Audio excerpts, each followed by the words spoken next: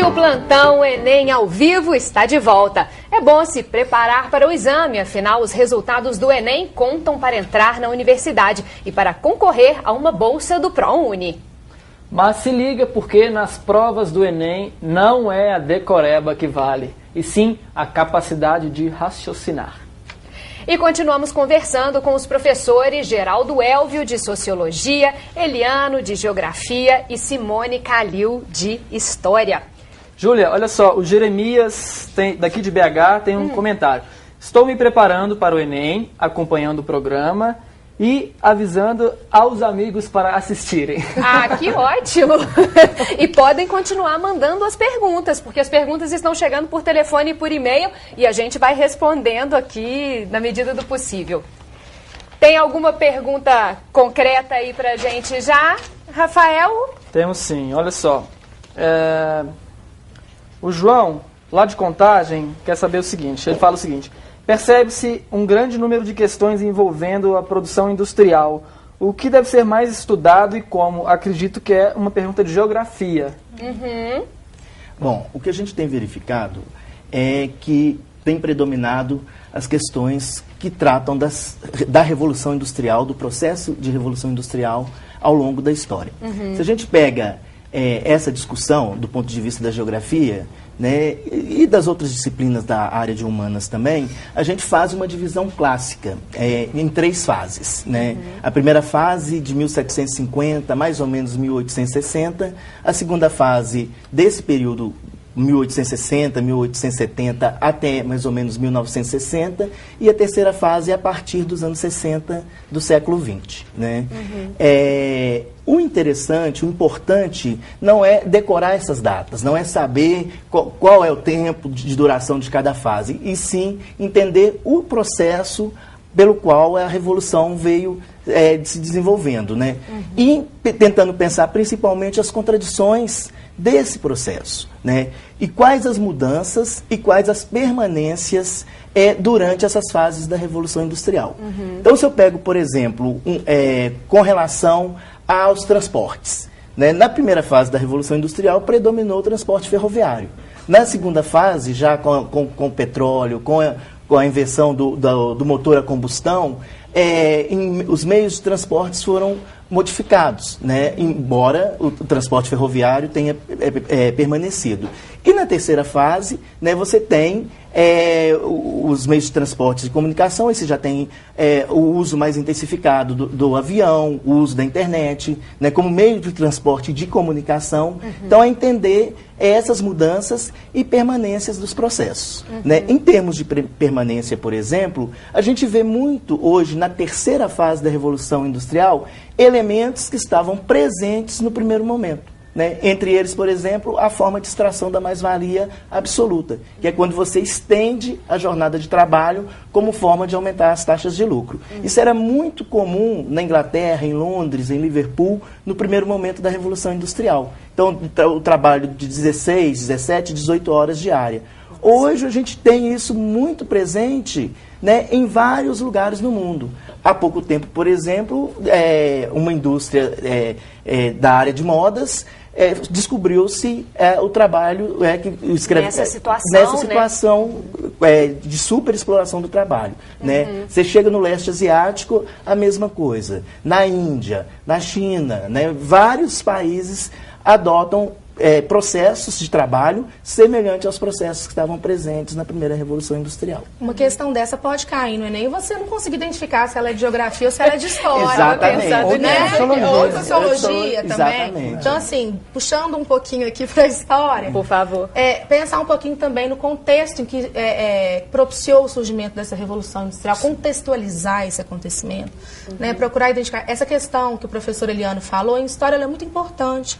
A gente conseguir identificar permanências né, e transformações de um período para outro, de um período histórico para outro. Uhum. Né, o que mudou, o que a gente consegue perceber que ainda permanece, mas tem coisa que mudou também. Uhum. Conseguir relacionar, por exemplo, essa Revolução Industrial aos movimentos sociais que surgem aí nesse momento contra essa exploração que ele está falando, essa superexploração, principalmente nesse primeiro momento aí da Inglaterra, né, no século XVIII.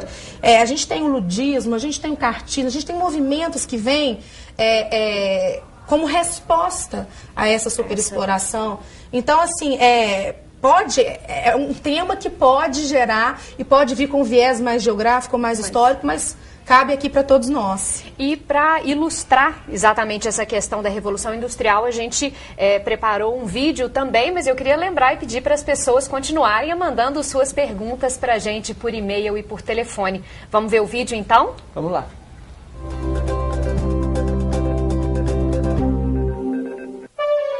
A Revolução Industrial foi um marco na economia mundial, que vem se constituindo ao longo dos últimos séculos. A Revolução Industrial construiu as bases do capitalismo, o atual sistema produtor de mercadorias. Entre os séculos XV e XVI, a sociedade europeia passou por grandes transformações. Passou-se a valorizar a vida nas cidades e as relações comerciais com a produção e as trocas de mercadorias.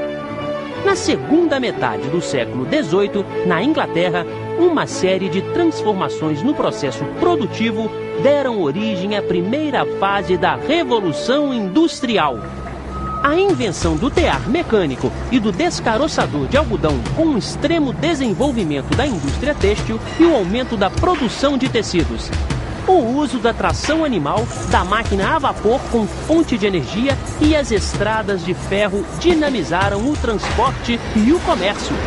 O desenvolvimento técnico trouxe para a parcela da sociedade a possibilidade de acumular riquezas em uma velocidade nunca vista. A busca de especiarias no Oriente e de matérias-primas como ouro, prata e pau-brasil no Ocidente redesenhou a mentalidade europeia e o espaço global naquele momento, fazendo surgir novas fronteiras, territórios e lugares. Foi nesse período que a geografia adquiriu status de ciência moderna. No início da Revolução Industrial, são estabelecidas novas relações sociais e de poder. As grandes cidades são habitadas principalmente por operários. Muitas vezes há um burguês para 2, 3 ou 4 operários. O alto nível de exploração dos trabalhadores industriais ocasionava o surgimento de aglomerados urbanos marcados por péssimas condições de moradia, saúde, alimentação e higiene. Os salários dos operários mal permitem sua subsistência cotidiana. A sociedade, individualizada ao máximo, não se preocupa com eles, atribuindo-lhes o encargo de prover as suas necessidades. Nas fábricas, foi instalada a esteira rolante para intensificar a produção em série. Nesse momento, o trabalhador, estático em um lugar da fábrica e em apenas uma atividade, desconhece as outras etapas da produção, perdendo o controle sobre mercadorias que produzia. Essa foi a primeira fase da Revolução Industrial. Outras 2 fases se seguiram com a busca de novos mercados coloniais e o início da indiscriminada exploração da natureza para obtenção de matérias-primas. Bem, nós estamos aqui ao vivo com esse programa do Plantão Enem, é uma parceria entre a Rede Minas e a Secretaria Estadual de Educação, e eu gostaria de lembrar aos telespectadores que mandem as suas perguntas, que os professores estão aqui à disposição para responder. E eu, depois desse vídeo que fala especificamente dessa primeira fase da Revolução Industrial, professor Eliano, é um momento muito marcante da história, é a origem do capitalismo, né? Não, a gente não pode dizer... Não? Não. Me corrija, por favor. É um momento que a gente que é considerado de um divisor de águas do capitalismo. Vamos falar com os termos certos, né? Um divisor de águas do capitalismo. Por quê? É quando se intensifica, né, o processo de urbanização. Né, em pouco tempo, cidades como Londres, como Liverpool, Manchester, viraram grandes cidades, né, a população aumentou muito em virtude até de processos que foram gestados anteriormente, como cercamentos, né, e continuaram sendo gestados nessa primeira fase, né, e se intensifica a produção de mercadorias. Por quê? Porque se instala o sistema de fábricas. Né? É quando os trabalhadores perdem o controle sobre os meios de produção e resta a eles a força de trabalho para ser vendida ao capitalista. Né? Então, assim, é um momento de mudanças, de grandes transformações. Né? com essa instalação do sistema de fábrica. Já numa segunda fase, um pouco mais adiante, é que você começa a ter a implantação da esteira rolante, do Fordismo, do Taylorismo, né? Embora o vídeo tenha trazido essa característica para a primeira fase, ela é mais afeita à segunda fase a partir da década de 1860, e quando você também tem uma expansão da industrialização para outros países, né? Já que a primeira fase ela é muito característica da Inglaterra, né? A Inglaterra é o expoente, ela predomina nesse processo. Então é equivocado afirmar que é o início do capitalismo com a primeira Revolução Industrial, e sim um coroamento de algo que já vem sendo gestado desde séculos anteriores. Júlia, oi. Eu estou recebendo tanta pergunta que já tem umas 3 provas aqui. Olha só, o Guilherme lá de Viçosa, ele quer saber dicas de como analisar bem os gráficos na prova de geografia. Ok. Aí já uma dica geral com relação aos suportes, né? Além do texto, as questões de geografia e de outras disciplinas também, né, elas vão trabalhar com outros tipos de suporte. Uma charge, um mapa, né, e gráficos e tabelas, né? Na verdade, esses suportes, eles são portadores de textos, né? Então, a atenção tem que ser redobrada, né? E uma coisa que é importante, eu tenho percebido isso na prática cotidiana, é que há, por parte do estudante, uma desconsideração desse suporte. Às vezes ele vai direto para o enunciado e vai para as opções, sem se ater ao suporte, né? Sem recorrer ao suporte, seja um mapa, seja um gráfico, seja uma tabela. Então, é fazer a leitura do gráfico, ou da tabela, especificamente, ou do mapa, ler com atenção o enunciado da questão, que está sendo pedido, voltar ao gráfico, ou à tabela, ou outro tipo de suporte, e aí sim, resolver a questão. Eliana, eu acho que no caso da sociologia também é bom eu aproveitar a dica que você levantou. No caso da sociologia também, essa questão de gráficos e tabelas certamente poderá estar presente, né? Eu acho que tem que estar atento exatamente como ler uma tabela, como ler um gráfico. Esse tipo de exercício eu acho que vocês que estão nos ouvindo precisariam fazer, porque certamente nas questões referentes à sociologia isso poderá aparecer. E como que esse conhecimento é integrado? Ele está perguntando assim, dicas para ler, né? Para ler, foi gráfico que ele está perguntando? Isso vai exigir um conhecimento matemático também. É verdade. Então, como que o conhecimento a gente vai, né, separar em compartimentos assim, mas no cotidiano, na vida, né, comum assim, e na prova do Enem, que eles buscam essa integração. É exatamente então, isso. É um conteúdo de geografia, ou de história, ou de sociologia, mas que quando ele utiliza um gráfico ou uma tabela, ele tem ali um conhecimento matemático também que é necessário nessa interpretação. Né? Às vezes um gráfico de população, né, por décadas no Brasil, ele é utilizado pela matemática para calcular porcentagem.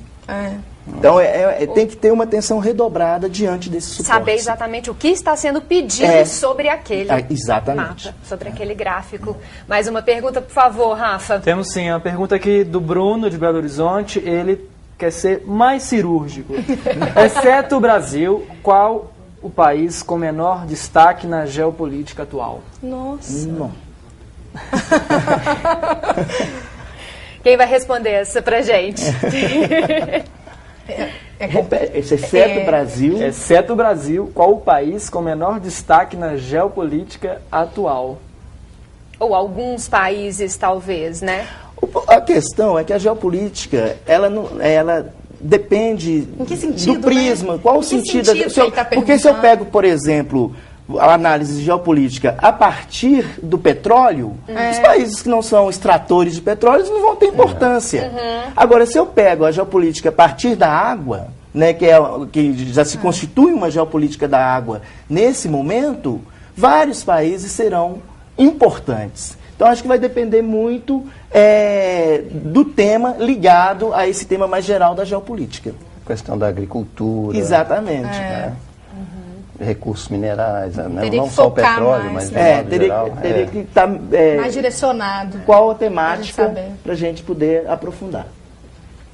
Bem, nós estamos aqui quase chegando ao fim deste primeiro plantão Enem ao vivo, essa parceria entre a Rede Minas e a Secretaria de Estado de Educação. Mas antes de encerrar, eu gostaria de pedir ao professor Eliano que deu para a gente uma última dica de geografia, um toque sobre a sua matéria para quem vai fazer o Enem. Ok.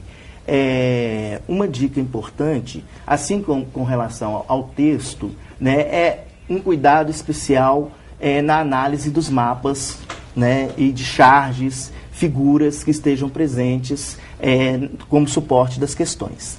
Né? Fazer essa leitura atenta. Né? Eu tenho verificado muita falta de atenção por falta dos estudantes. Quando você, nos exercícios diários mesmo, né, você apresenta um mapa, né, e eles tem uma dificuldade de interpretação daquele mapa, que é um portador de texto também, né, e de informações. Então, ter essa atenção redobrada a essa análise, principalmente do mapa, porque ele vem com legendas, vem com título, né, e vem com uma série de informações que requerem um cuidado mais especial.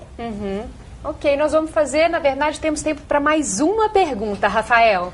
Vamos lá, a Maria daqui de BH quer saber como serão cobradas questões sobre urbanização no Enem. O que a gente tem observado, e já foi dito aqui pela Simone, por exemplo, é essa análise comparativa, né?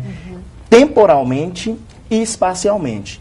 Então, muitas vezes, trabalha-se com imagens de cidades em períodos históricos anteriores, numa perspectiva de fazer uma comparação das transformações espaciais, das contradições dessa produção do espaço no momento mais recente. Né? Isso é uma forma. Ou então fazer análises comparativas entre processos ligados à urbanização brasileira com a urbanização mundial. E sempre estabelecendo esse diálogo com a industrialização. Se me permite, quer dizer, eu acho que tem uma dimensão possível aí de ser tratado também na sociologia, que são as decorrências sociais do processo de urbanização.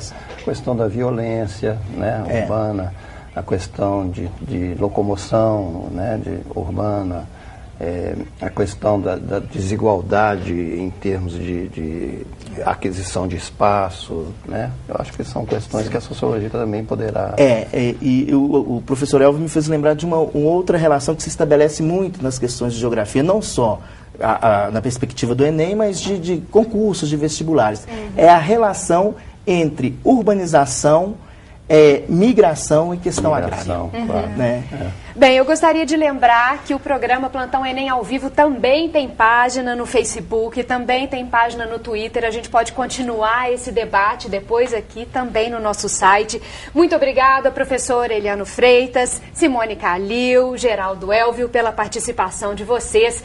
E o Plantão Enem ao Vivo deste sábado fica por aqui. Sábado que vem tem mais.